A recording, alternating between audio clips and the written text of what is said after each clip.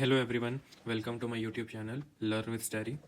So today I am going to solve Indian polity practice questions of the following topics. That is introduction to the constitution, where I will be solving questions of historical background and colonial rule. Then second is constituent assembly. Then third is salient features, schedules, part of constitution. Fourth is preamble. Fifth is union and its territory. Sixth is citizenship. So let's begin with the first question. So the first question is, which of the following statement regarding the power of the legislature in British India are correct? So the first option is, the Indian Council Act of 1861 empowered the legislature to discuss and vote upon selected items of the budget for the first time. So this statement is false. How? Before this statement is false because it was in 1892 vote करने का और discuss करने का option दिया गया था इन 1892 Indian council act of 1992. Indian council act of 1861 में as such कोई प्रोविजन नहीं था. सो ये स्टेटमेंट गलत है.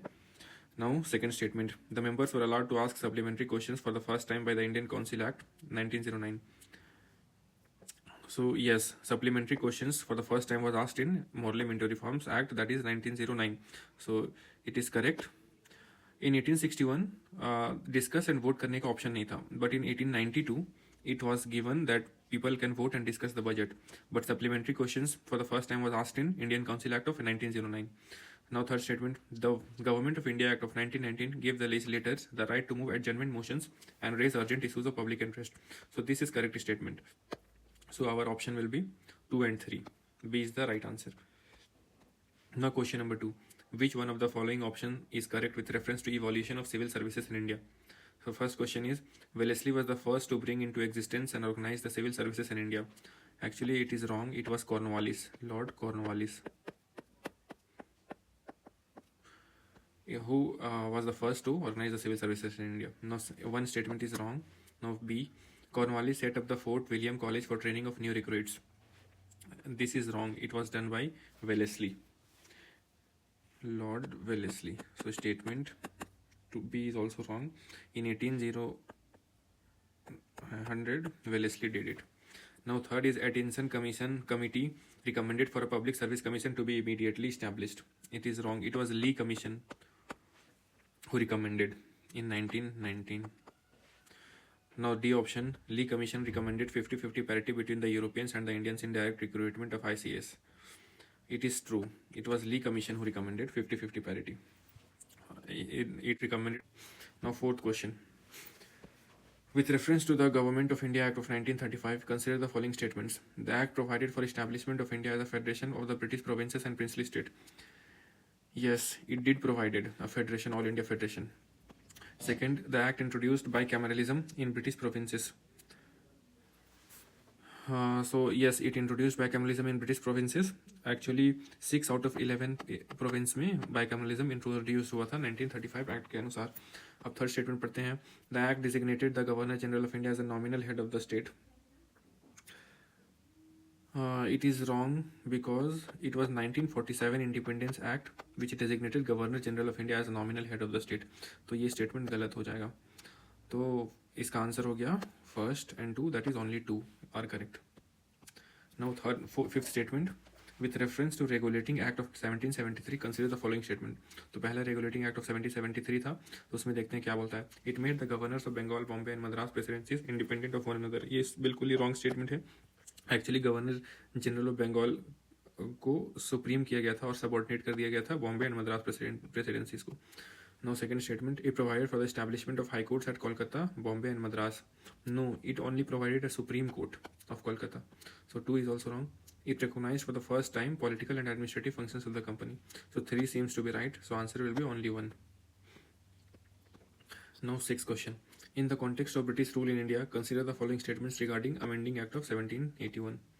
So पहला बोलता है, it exempted the servants of the company from the jurisdiction of the Supreme Court for their official actions. Okay, so it is correct.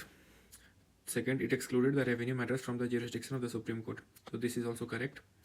Third is, it required the courts to administer a uniform law for the people to all religions and communities.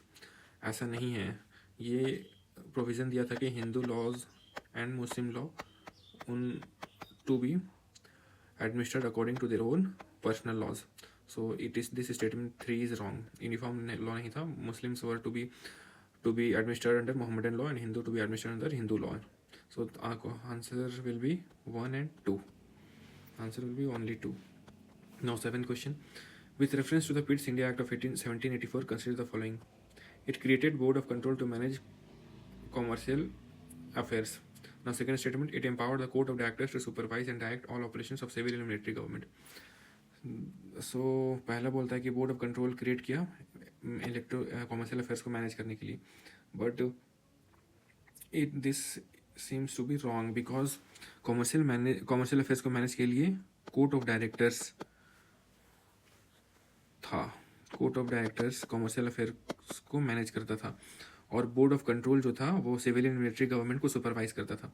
So statement 1 is also wrong, 2 is wrong. ये replace कर दिया है. Board of control will come in second option and court of director will go in the first option. So neither 1 and 2. Now question number 8. The constitutional position of British territories in India were explicitly defined in which of the following act? So answer is Charter Act of 1813. For the first time in 1819 it asserted the sovereignty of British Crown over companies territories in India. So इसीलिए answer is a, the charter act of 1813. अब question number 9 में देखते हैं. Consider the following statements. Charter act of 1813 ended all commercial activities of east India company. All activities को नहीं किया था, T से रहने दिया और ट्रेड विद चाइना था. So statement 1 will be wrong. Now statement 2. Charter act of 1833 created government of India having authority over entire territorial area possessed by the British in India. So it is correct. ये correct है because इसमें governor general of India, governor general of Bengal को designate किया गया था. Governor general of Bengal को replace करके governor general of India, and it was vested all supreme powers in the Governor General of India. So statement 2 is correct. Now statement 3. Charter Act of 1833 separated the legislative and executive functions of the Governor General and Council. So it is wrong. It was done by 1853 Act. तो 1833 नहीं होगा. So answer will be only 1. Now question number 10. Which of the following statements are correct regarding the Charter Act of 1853? Okay, so statement 1 है the charter it introduced local representation in the Indian Legislative Council for the first time. ठीक है, ये सही है. इसके अंदर 4 members appoint किए गए थे लोकल प्रोविंशियल गवर्नमेंट में. कौन कौन से थे वो? मद्रास, बॉम्बे, बंगाल एंड आगरा. ठीक है, लोकल रिप्रेजेंटेशन 4 जगह दिया गया था. Okay. Now second is the for the first time it authorise the local government in India to impose taxes on persons. But ये तो पहले ही हो चुका था 1813 में, चार्टर एक्ट ऑफ 1813 में. So this statement is wrong. It was done in 1813. Now statement 3 is the act provided for an open competition system for selection and recruitment of civil servant. So it is true. इसके अंदर 1854 में Macaulay committee बना था, the committee on Indian civil services, तो 1854 में. So it is correct. So answer will be 1 and 3 सही है. तो वेर इज 1 and 3 जी. Now question number 11. Which of the following provisions of government of India act 1919 were similar to the actual practices adopted by constitution of independent India with some changes. ठीक है, पहला पढ़ते हैं. Question क्या बोल रहा है कि which of the following provisions of Government of India Act 1919 were similar to actual practices adopted by Constitution. अच्छा, 1919 में कौन कौन से प्रोविजंस है जो कॉन्स्टिट्यूशन, जो हम लोगों का कॉन्स्टिट्यूशन इंडिपेंडेंट इंडिया में अडॉप्ट किया. तो देखते हैं. पहला क्वेश्चन, पहला बोलता है direct elections to the central legislative council. Direct elections to the central legislative councils, तो ये तो इंट्रोड्यूस किया गया था 1991 में. So it will be correct. Second is division of power in federal, provincial and concurrent list. ये तो division of power in federal, provincial and concurrent list हुआ था 1935 एक्ट में ना. सो ये तो 1919 में नहीं हुआ था. सो this statement is wrong. Third है बाई कैमरल लेजिस्लेचर. तो yes, by cameral legislature was introduced in 1919. By cameral legislature was introduced in 1919. तो ये तो सही हो जाएगा. नाउ फोर्थ है डियार्की एट द सेंट्रल गवर्नमेंट. तो डियार्की एट द सेंट्रल गवर्नमेंट ये तो सेंट्रल में, ये 1935 में सेंटर में DRK को लाया, whereas in 1919 DRK was at the province level. So 4 is also wrong. So answer will be 1 and 3. Now question number 12. With reference to the Government of India Act 1935, consider the following statements. It provided for the adoption of DRK at the center. Okay, it provided for the adoption of DRK at the center. तो yes, it is correct. और 1919 में province में DRK था, ठीक है. Second पर it abolish the council of India established by government of India act 1835. तो ये भी करेक्ट है, ये अबॉलिश करता है काउंसिल ऑफ इंडिया और फिर इसकी जगह वो सेक्रेटरी ऑफ स्टेट बनाता है, सेक्रेटरी ऑफ स्टेट, क्योंकि वो रिवॉल्यूशन होने के बाद फिर ये इस्टेब्लिश हुआ था ये एक्ट, इसलिए. So it provided for the separate electorate for depressed classes, women and labour. So this is actually also correct. So answer यहाँ होगा all 3. Now 13. The instrument of instructions contained in the Government of India Act 1935 have been incorporated in the Constitution of India in the year 1950 as. So instrument of instructions किसको बोलते हैं? It's simple directive principles of state policy. ये तो इसी question है. Now question number 14. In the federation established by Government of India Act 1935, residuary power was given to. So residuary power किसको given था? Federal legislature, Governor General, provincial legislature और provincial governors. It was Governor General. 15. With reference to the interim government formed in 1946, consider the following statement. The member of interim government were members of Viceroy Executive Council. Second is, Jawaharlal Nehru was designated as the president of the council. पूछ क्या रहा है? Which of the following given above is incorrect? So incorrect कौन सा है? तो पहला तो स्टेटमेंट सही है कि मेंबर ऑफ जो इंटरिम गवर्नमेंट था वो वाइसरॉय एग्जीक्यूटिव काउंसिल के मेंबर थे. सो this statement is correct. Second is Jawaharlal Nehru was designated the president of council. It was Jawaharlal Nehru जो थे वो वाइस प्रेसिडेंट थे, प्रेसिडेंट नहीं थे. ओके, ठीक है. और वो जो वाइसरॉय था वो हेड था, प्रेसिडेंट ऑफ काउंसिल था. President was viceroy. सो ये तो गलत स्टेटमेंट हो गया. और क्वेश्चन पूछ रहा है कि इनकरेक्ट कौन सा है, तो incorrect will be 2. Now question number 16. Consider the following statements with reference to acts and commissions during the British rule. ठीक है, पहला पढ़ते हैं. Indian council act of 1833 provided for nomination of Indians as non official members of legislative council. So it is 18 provided for nomination of non official. ये तो statement गलत है, क्योंकि इंडियंस को नॉमिनेट करने का या रिप्रेजेंटेशन देने का काम सबसे पहले 1861 से शुरू हुआ था ना. 1861, 1892, 1909. So 1833 as such does not contain provisions, so one will be wrong. Second is Indian Council Act of 1892 enlarged the functions of legislative councils and gave them power to discuss the budget. It is extremely true.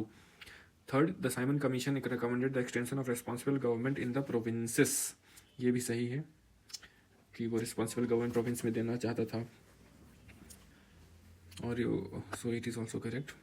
The answer will be only 2. अब 17 questions में आते हैं.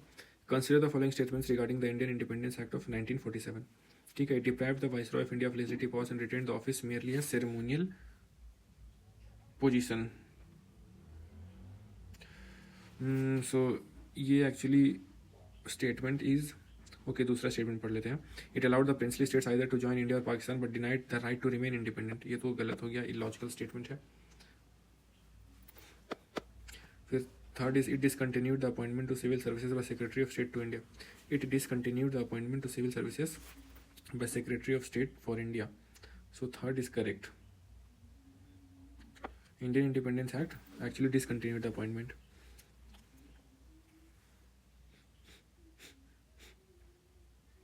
Now 4 is it abolished the office of Secretary of State. So it is true, it abolished the office of Secretary of State.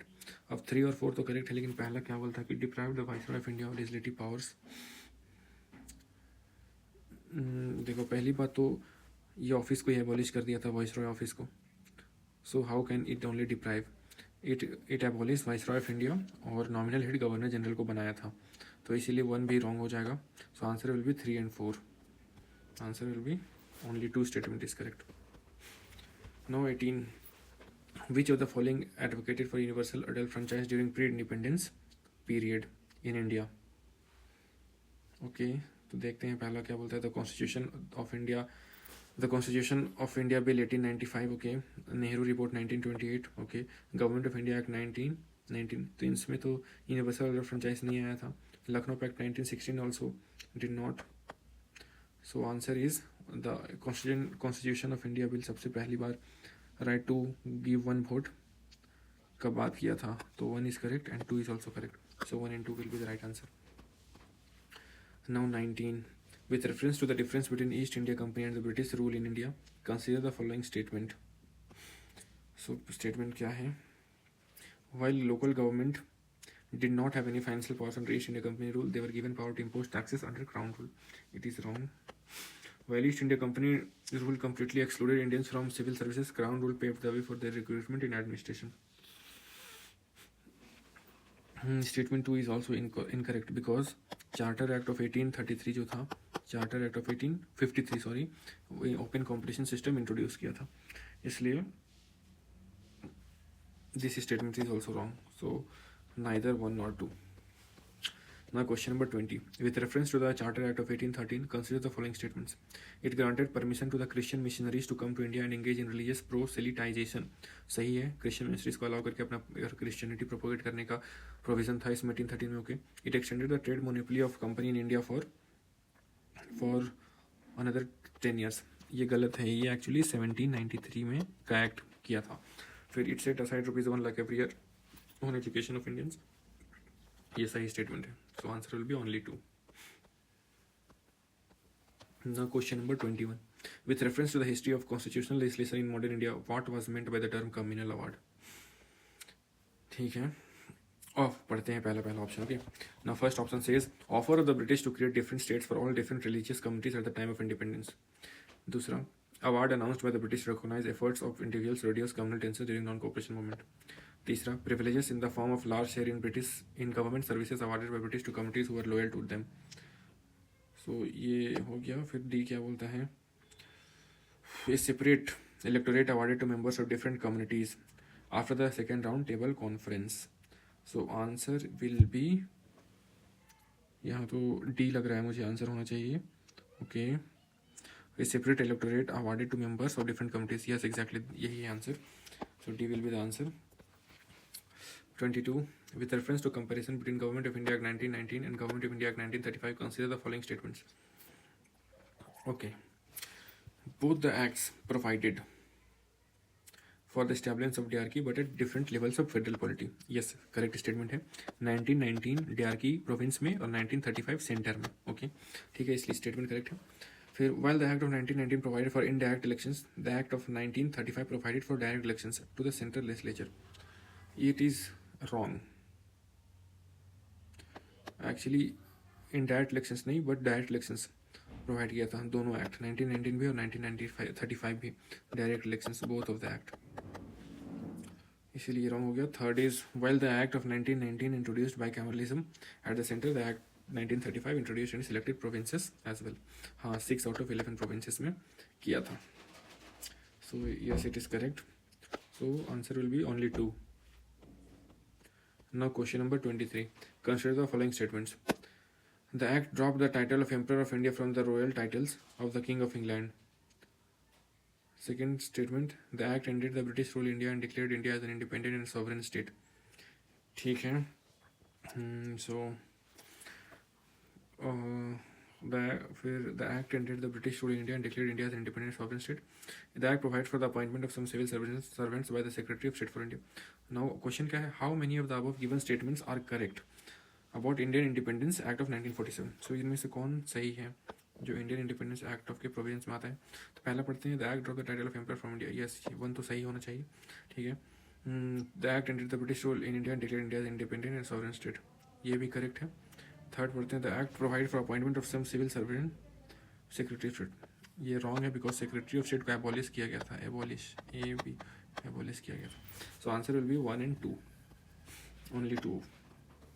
Now 24th number question. Which of the following elements were introduced for the first time in British India by the Government of India Act 1919? ठीक है, 1919 में कौन कौन से provision आए थे? पहला DRK provinces, correct. फिर 1919 में बाइकैमरलिज्म भी फर्स्ट टाइम आया था and direct election plus direct election. फिर थर्ड में कम्युनल रिप्रेजेंटेशन लेजिस्लेचर.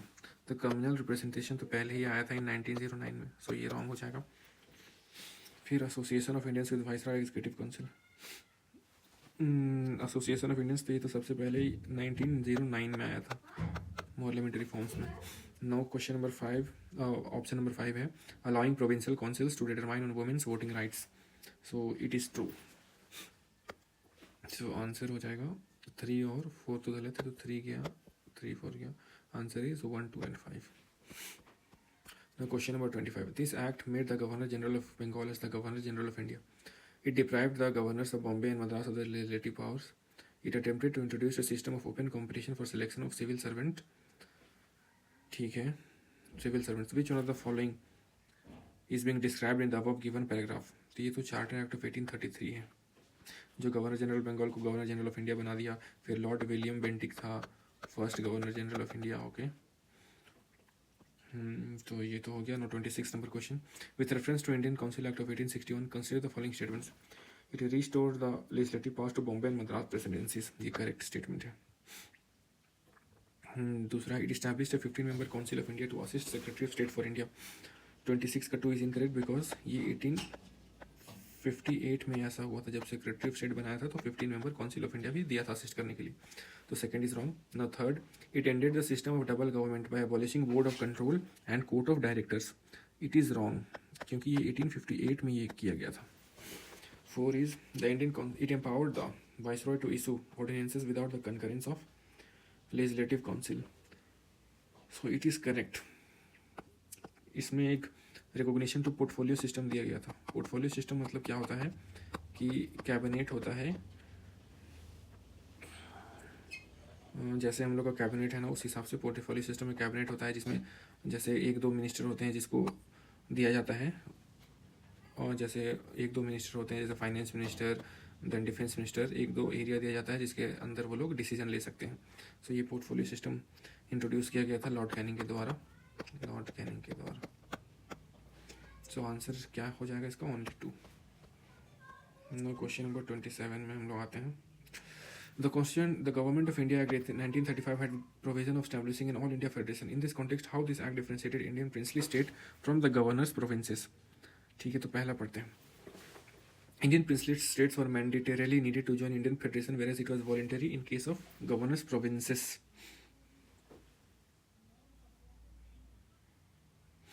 ये रॉन्ग स्टेटमेंट है क्योंकि accession to Indian federation was compulsory और automatic in case of provinces. तो ये तो स्टेटमेंट रॉन्ग हो जाएगा.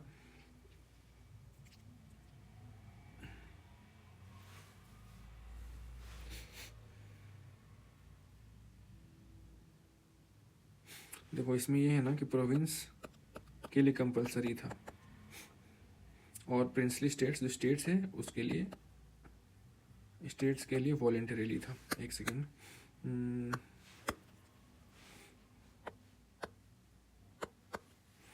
ये अपोजिट बोल दिया. प्रोविंसेस के लिए था कंपलसरी और स्टेट्स के लिए था, इंडियन स्टेट जो प्रिंसली स्टेट था उसके लिए था वॉलेंटरी, मतलब according to their wish, if they want they can. फिर सेकंड, पहला स्टेटमेंट रॉन्ग हो गया. Second is Indian unlike princely states in case of governance provinces the federal authority has extended to only legislative matters and not to executive matters. ये गलत है. It extended to both legislative as well as executive matters. So 2 is also wrong. Answer will be neither 1 nor 2. So today I actually solved 27 questions of historical acts. ठीक है. In the next video I will be solving questions related to Constituent Assembly. I just don't want to do a long video. short video बनाऊंगा जिसमें से मतलब सारा question solve कर दिया जाएगा, so that no one gets bored. So in the next video I will be coming with Constituent Assembly, where I will be solving different number of questions. So thank you so much for watching this. I hope you liked it, and if any suggestion is there for me to improve, then you can write in the comment box. I would be very happy to read it and then apply it in the next video. So thank you so much for watching, guys. If you find this video to be a little bit helpful for you, then kindly subscribe the channel.